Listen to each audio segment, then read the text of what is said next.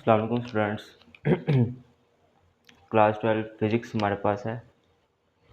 हमने previous topic में जो हमारा लेक्चर था वो था, हमने एवरेज काइनेटिक एनर्जी को प्रूव करना था। ट्रांसलेशनल काइनेटिक एनर्जी को हमने प्रूव करना था कि वो टेम्परेचर के बराबर है और साथ में उसके डायरेक्टली प्रोपोर्शनल है। आज का जो नेक्स्ट हमारे पास टॉपिक है वो है kinetic theory and statistical physics. एक तो हेडिंग इसकी इस तरह से बन सकती है, kinetic theory and statistical physics. दूसरे नंबर पे मैक्सवेल बोल्ट्जमैन डिस्ट्रीब्यूशन लॉ। इस टॉपिक का पहला नाम है kinetic theory and statistical physics, और इस टॉपिक का जो दूसरा नाम है वो हमारे पास है मैक्सवेल बोल्ट्जमैन डिस्ट्रीब्यूशन लॉ। एक आपके पास मोस्ट इम्पोर्टेंट लॉन्ग क्वेश्चन है और चैप्टर भी हमारे पास काफ़ी इंपॉर्टेंट है, इसको साथ साथ हम कर रहे हैं। एक लॉन्ग क्वेश्चन है, आपको मैं साथ साथ इसकी हेडिंग भी बना दूंगा। जो अंदर मटेरियल आपने लिखना है मैं वो यहीं पे लिख दूंगा, ठीक है। तो इसको स्टार्ट करते हैं इसके इंट्रोडक्शन से।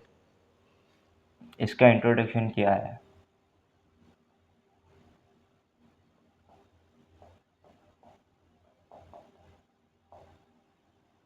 अगर हम इसके इंट्रोडक्शन की बात करें ना, तो ये आपको चीज़ पता होनी चाहिए कि हमारे पास जो प्रेशर होता है, प्रेशर ऑफ गैस होती है, वो इक्वल होती है 1/3 NM एवरेज वेलोसिटी के।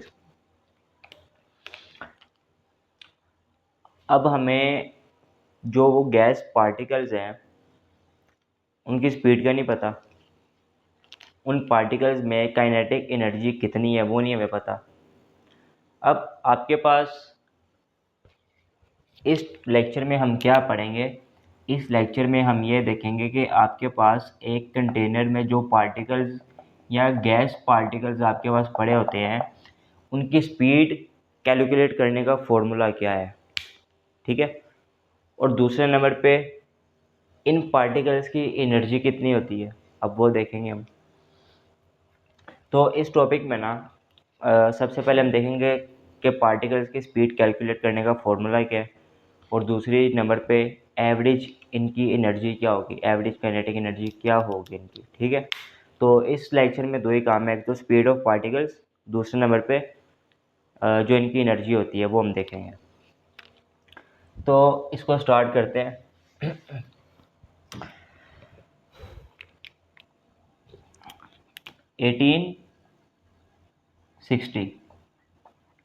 1860 में हमारे पास एक साइंटिस्ट थे जिनका नाम था जेम्स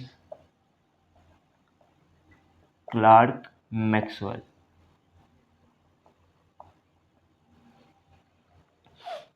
इन्होंने क्या किया कि जेम्स क्लार्क मैक्सवेल ने 1960 के अंदर जो पार्टिकल्स आपके कंटेनर के अंदर मूव कर रहे हैं, इसने क्या किया था, उनकी स्पीड को बताया था। क्या बताया था कि उन पार्टिकल्स की स्पीड कितनी होती है। इसने स्पीड फाइंड करने का ना एक मैथमेटिकल फॉर्मूला बताया था उसने। तो उसके ऊपर किसी ने मतलब ना इंटरेस्ट लिया ना उसको देखा कि ये वाकई में स्पीड सही कैलकुलेट करता है, ये 100 बातें बनी। तो इसी काम को 1860 से लेके फिर 1870 तक हमारे पास एक साइंटिस्ट है जिसे हम नाम देते हैं बोल्ट्जमैन का, ठीक है। बोल्ट्जमैन आपके पास साइंटिस्ट है जिसने क्या किया, इस थ्योरी को एक्सटेंड कर दिया, एक्सटेंड दिस थ्योरी।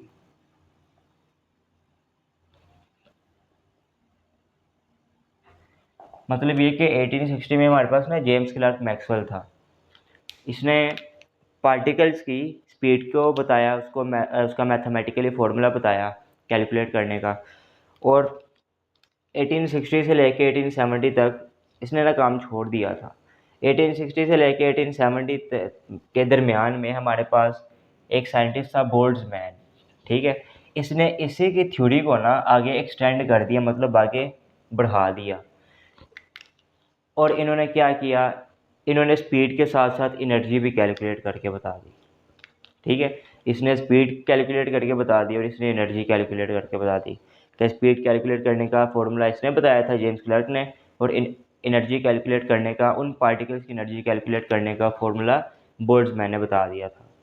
तो ये दो लोगों ने मिलकर काम किया, दो साइंटिस्ट इन्होंने मिलकर काम किया, तो इसी वजह से इस टॉपिक का नाम दिया गया Maxwell Boltzmann distribution law. Distribution law मतलब दो लोगों ने मिलकर जो लॉ पेश किया उसे हम डिस्ट्रीब्यूशन लॉ बोलते हैं। अब कौन थे, एक मैक्सवेल था, एक बोल्ट्जमैन था, तो इसी वजह से इस टॉपिक का एक नाम है मैक्सवेल बोल्ट्जमैन डिस्ट्रीब्यूशन लॉ। उसके बाद kinetic theory and statistical physics भी इसको हम कह सकते हैं इस टॉपिक को। तो इस टॉपिक में हम देखेंगे क्या क्या हमें करना है। एक लॉन्ग है। सबसे पहले तो आपने इंट्रोडक्शन की हेडिंग देनी है, इंट्रोडक्शन मैंने आपको यहाँ पे बता दिया। नेक्स्ट हम बात करते हैं कि ये kinetic theory Boltzmann distribution law है क्या चीज़। नेक्स्ट इसके हम बनाते हैं एक डायग्राम।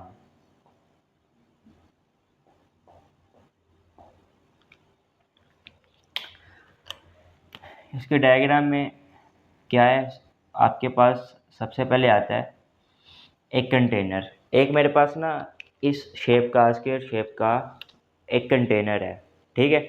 अब उन्होंने क्या किया, उन साइंटिस्ट ने इस कंटेनर को ना 3 पार्ट्स में डिवाइड कर दिया, 1 2 3, ठीक है।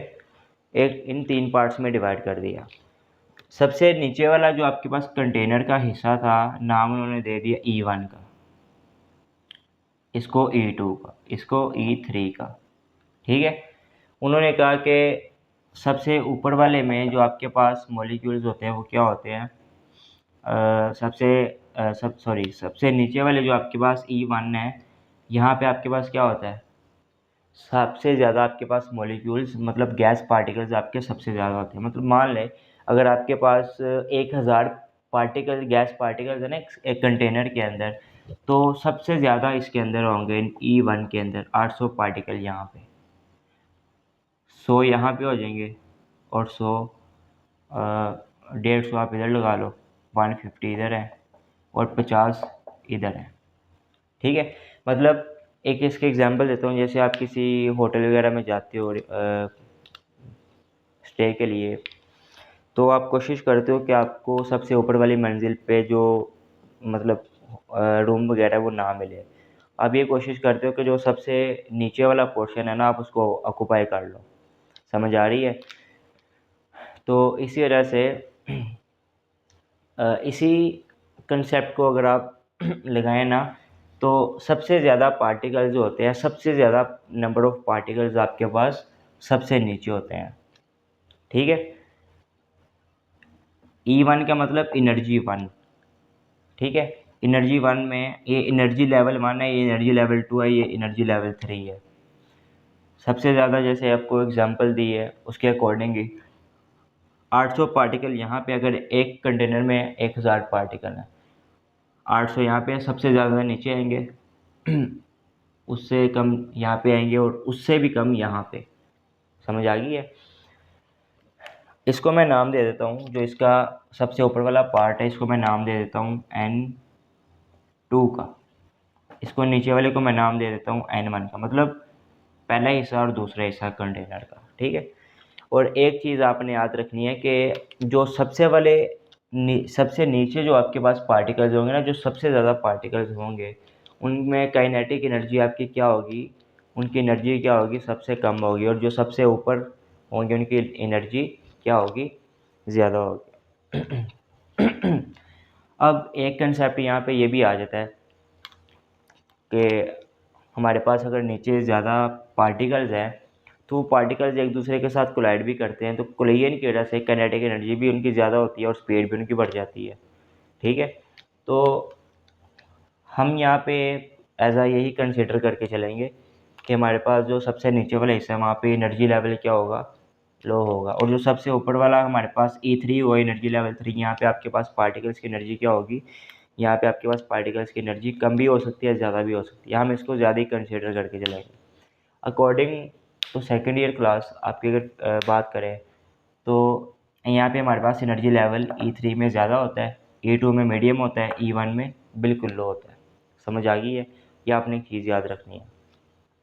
ये मैंने इसके बना ली एक डायग्राम। E3 में आपके पास क्या होता है, एनर्जी लेवल क्या होता है आपके पास, मैक्स होता है, मतलब इनकी एनर्जी मैक्सिमम होती है। और यहाँ पे इनकी एनर्जी क्या होगी, इनकी एनर्जी यहाँ पे होगी मिनिमम, और सबसे नीचे इनकी एनर्जी लो होगी, ज़्यादा भी होगी, ठीक है, ज़्यादा भी होगी क्योंकि पार्टिकल ज़्यादा नीचे कोलिजन होगी, एनर्जी नीचे भी ज़्यादा होगी, ऊपर भी ज़्यादा हो सकती है, ठीक है। और इसका अभी मैथमेटिकली अभी आपने इसको कंसिडर करके चलना है कि ये हमारे पास एनर्जी लेवल है कि सबसे ऊपर वाले में मैक्स है, यहाँ पे मिनिमम है, यहाँ पे लो है। या तो आप इसको कन्वर्स भी करके लिख लो, या तो आप कह लो यहाँ पे हमारे पास लो है एनर्जी लेवल, यहाँ पे मिनिमम है, यहाँ पे मैक्स है, आप इसको इस तरह भी लिख सकते हो। यहाँ तक होगी आपके पास इसके डायग्राम। अगर हम नेक्स्ट देखें तो हमारे पास आ जाती है कि बोल्ट्जमैन डिस्ट्रीब्यूशन लॉ की स्टेटमेंट। तीसरे नंबर पे आपने क्या हेडिंग देनी है, तीसरे नंबर पे आपने हेडिंग देनी है स्टेटमेंट की। Statement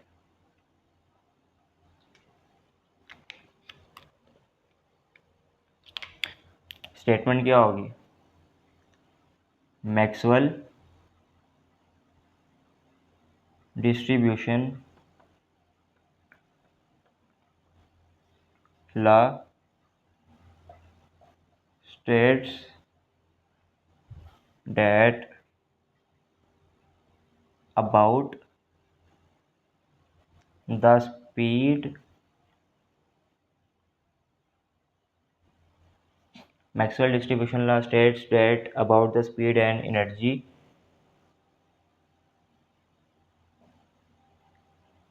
of a particles and how it can be calculated।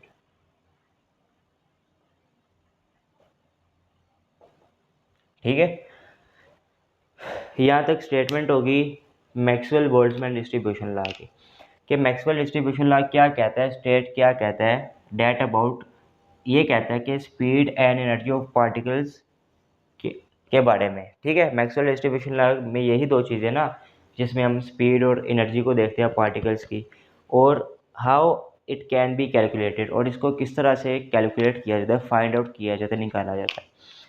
अब सबसे पहले आपने हेडिंग देनी है इंट्रोडक्शन की, दूसरे नंबर पे डायग्राम की, तीसरे नंबर पे स्टेटमेंट की, 3 हेडिंग्स होगी आपकी। अब चलते हैं चौथी हेडिंग की तरफ। अभी जो आपके पास यहाँ पे ना बच्चों को थोड़ी कन्फ्यूजन होगी डायग्राम के अंदर कि सर आपने कहा है कि यहाँ पे एनर्जी लेवल लो है, मिनिमम है, मैक्सिमम है, हमने तो पढ़ा है कि मैक्सिमम नीचे होता है, तो वो भी होता है, मैक्सिमम भी होता है नीचे। आपने इसको इस तरह कर लेना कि जो ऊपर वाला एनर्जी लेवल है ना, अब इसको कर लेना है इस तरह से जो मैं बता रहा हूँ, आपकी बुक के अकॉर्डिंग ये इस तरह ही लिखा हुआ है। सबसे ऊपर जो एनर्जी लेवल होगा उसको आप लो कर लेना, इसको आप मिनिमम कर लेना, इसको आप मैक्सिमम कर लेना। सबसे ज़्यादा जो जहाँ पे सबसे ज़्यादा पार्टिकल्स होंगे ना, वहाँ पे एनर्जी लेवल मैक्सिमम होगी। इस कंसेप्ट को आपने लेकर चलना है।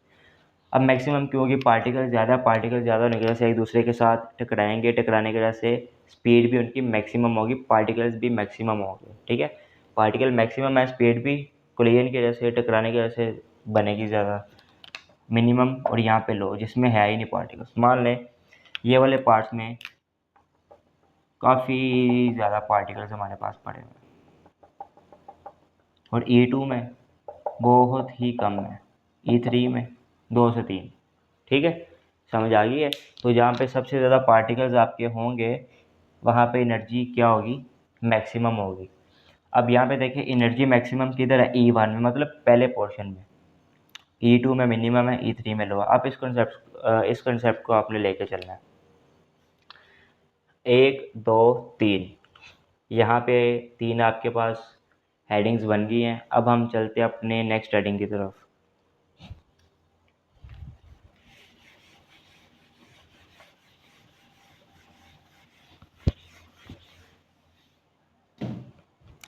नेक्स्ट जो हमारे पास हेडिंग बनेगी ना, वो इसकी बनेगी मैथमेटिकल फॉर्मूले की। मैथमेटिकल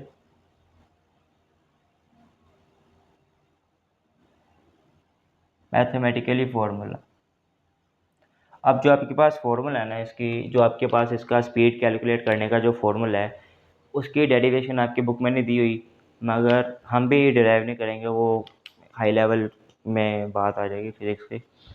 तो इसका जो फॉर्मूला है आपके पास, हम लिखते हैं n2 divided by n1 e की पावर इक्वल्स टू e की power minus delta E divided by के बी टी।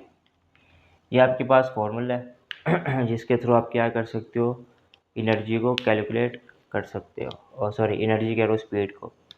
अब n2 क्या है, n2 आपके पास ये ऊपर वाला पोर्शन है, n1 ये आपके पास नीचे वाला पोर्शन, ये मैंने नाम दिया था ना, इसके बराबर है ई माइनस वैसे आ जाएगा डेल्टा ई, क्या डिफरेंस इन एनर्जीज़ के, एनर्जीज़ में कितना डिफरेंस है, ठीक है। अब आपने साथ में ये भी मेंशन, ये आपके पास वो फॉर्मूला है, ये आपको याद करना पड़ेगा। n2 ऊपर वाला पोर्शन कंटेनर का, n1 नीचे वाला पोर्शन, किसके बराबर है ई आपके पास एनर्जी है, और ये माइनस का साइन वैसे है, डेल्टा ई का मतलब एनर्जीज डिफरेंस इन एनर्जीज, ठीक है। और ये केबीटी आपके पास क्या, बोल्ट्जमैन फैक्टर है, समझ आ गई है। अब इसको आप साथ साथ लिखो, डेल्टा ई के आपके पास ये होता है E2 माइनस E1, यही आप लिखते हो ना, तो इसको हम कह देंगे difference in energies,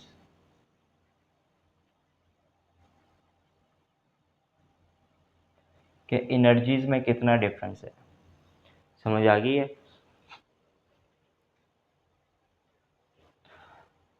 next KBT आपके पास क्या है, केबीटी आपके पास है Boltzmann factor, Boltzmann factor.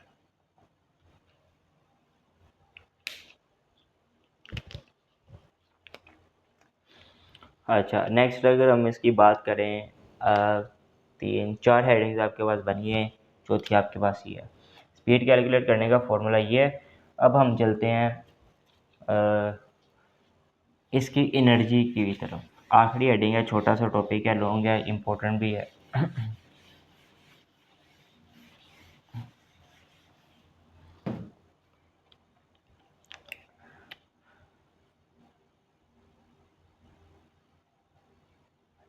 Energy of a gas particle.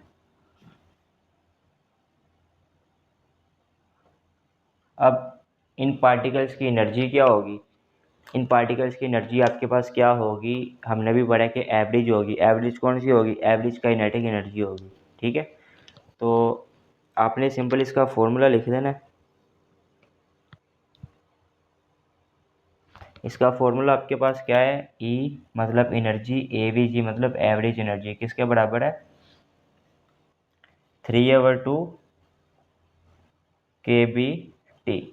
मतलब एवरेज एनर्जी अगर आपने कैलकुलेट करनी है ना, तो वो 3/2 kB है, और साथ में T है। अब ये जो 3/2 kB है ना, ये आपके पास सारा का सारा कांस्टेंट है, कांस्टेंट वैल्यू है।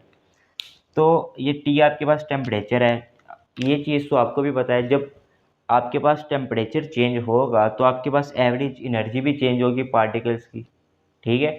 तो एवरेज एनर्जी डिपेंड करती है आपके पास टेम्परेचर के ऊपर, समझ आ गई है। ये हमने प्रीवियस टॉपिक में भी पढ़ा था, एवरेज ट्रांसलेशनल काइनेटिक एनर्जी में, जिसमें हमने क्या प्रूफ किया था कि एवरेज ट्रांसलेशनल काइनेटिक एनर्जी किसके बराबर होती है, टेम्परेचर के।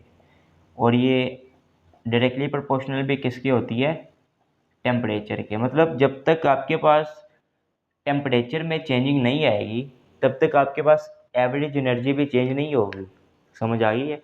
तो जो हमने पहले मैथमेटिकली एक फॉर्मूला लिखा था, वो हमारे पास था स्पीड कैलकुलेट करने का। और ये जो अब मैंने आपके पास ये फार्मूला लिखा है, ये आपके पास वो फार्मूला है जिसके थ्रू आप क्या कर सकते हो, जिसके थ्रू आप इन पार्टिकल्स के अंदर की जो एनर्जी है वो कैलकुलेट कर सकते हो। अब आपको भी पता है कि हर पार्टिकल की एनर्जी जो है वो क्या होगी, डिफरेंट होगी। अब अगर हमने इस किसी डिफरेंट पार्टिकल की एनर्जी निकालनी है, तो हम उसके टेम्परेचर की वैल्यू को पुट करेंगे, समझ आ गया। न्यूमेरिकल्स में भी सिर्फ आपको अगर ये कहता है, अगर आप न्यूमेरिकल्स में आपको ये पूछा जाएगा कि आपके पास एक पार्टिकल है जिसका टेम्परेचर है 20 डिग्री सेल्सियस, इसकी एनर्जी क्या होगी। एक पार्टिकल है जिसकी हम ले लेते हैं यहाँ पे, जैसे कि एक हमारे पास पार्टिकल है जिसकी एनर्जी जिसका टेम्परेचर कितना है, टेम्परेचर TP1 मतलब टेम्परेचर पहले पार्टिकल का कितना है 20 डिग्री सेल्सियस, और दूसरे पार्टिकल का टेम्परेचर है 40 डिग्री सेल्सियस। अब दोनों केसेस में टेम्परेचर की वैल्यू आप डिफरेंट यहाँ पे पुट करोगे और ये वाला कांस्टेंट रहेगा। आप सिर्फ टेम्परेचर की जगह चेंजिंग लाओगे वैल्यूज़ में इनकी, बाकी आपके पास सारा का सारा सेम रहेगा, और वो जो आपके पास आंसर रहेगा वो आपके पास एवरेज काइनेटिक एनर्जी होगी उन पार्टिकल्स की। तो ये आपके पास डिपेंड ही करता है टेम्परेचर के ऊपर, जैसे टेम्परेचर चेंज होगा आपके पास एवरेज काइनेटिक एनर्जी भी क्या होगी, चेंज होगी। तो यहाँ तक आपके पास था एक important topic, kinetic theory and statistical physics, Maxwell Boltzmann distribution law इसको हम कहते हैं। यहाँ पे ना इसकी एक हमारे पास हेडिंग रहेगी है। ये जो हेडिंग अब मैं लिख रहा हूँ ना, आपने कोशिश करनी है कि वो पहले लिखें आप, मतलब सबसे पहले हेडिंग इंट्रोडक्शन की, दूसरे नंबर पर डायग्राम की, तीसरे नंबर पर स्टैटिस्टिकल फिजिक्स की। फिजिक्स की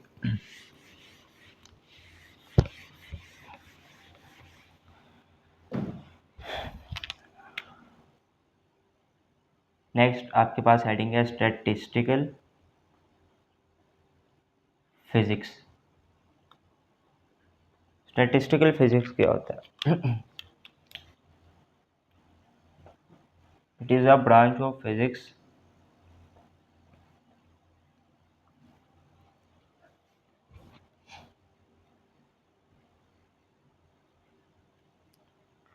that deals with the probability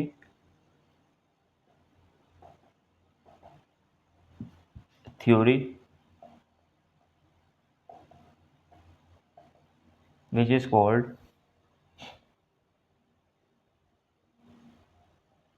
statistical physics।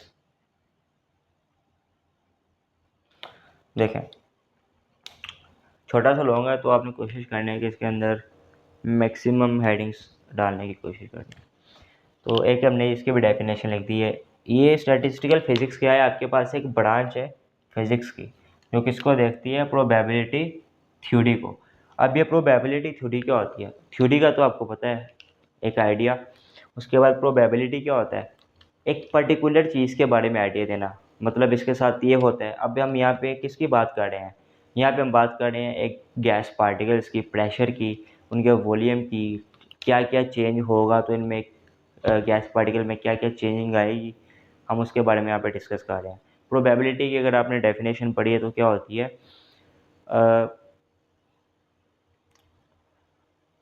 Probability आपके पास क्या होती है, चांस ऑफ अकरेंस होता है किसी चीज़ के होने के। अब यहाँ पे गैस पार्टिकल है तो गैस पार्टिकल के बारे में जितनी भी हमारे पास थ्योरी आ जाती है, छोटी से छोटी जो चीज़ आ जाती है, टेम्परेचर चेंज करने से क्या चीज़ चेंज होगी, एनर्जी चेंज करने से क्या चीज़ चेंज होगी, उसके बाद अगर वॉल्यूम बढ़ जाए आपके पास तो क्या होगा, प्रेशर बढ़ जाए अंदर का तो क्या होगा, क्या क्या चेंजिंग आएंगे इसमें।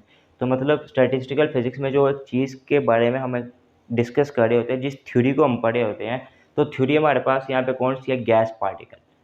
अब यहाँ पे हमने ब्राउनिन मोशन भी पढ़ा, काइनेटिक थ्योरी ऑफ गैसेस भी पढ़े, उसके बाद pressure in a gas and derivation of P equals to 1/3 n average mean square velocity भी हमने पढ़ी।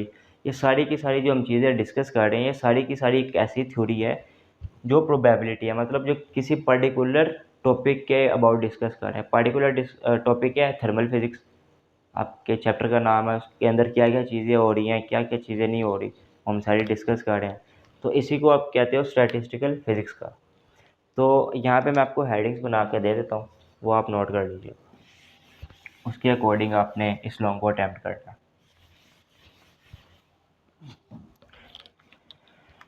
सबसे पहले जो आपकी हेडिंग होगी वो आपकी होगी इंट्रोडक्शन की। पहली कौन सी होगी, इंट्रोडक्शन। दूसरे नंबर पे आपकी हेडिंग क्या होगी, डायग्राम की, जो ये बनी हुई है। तीसरे नंबर पे जो आपके पास हेडिंग होगी वो क्या होगी, वो आपके पास होगी स्टैटिस्टिकल फिजिक्स, जो हमने आखिर पे लिखी है।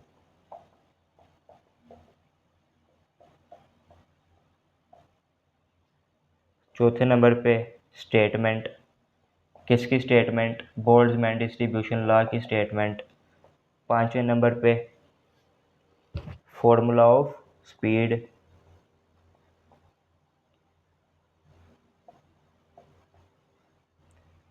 छठे नंबर पे फॉर्मूला ऑफ एनर्जी।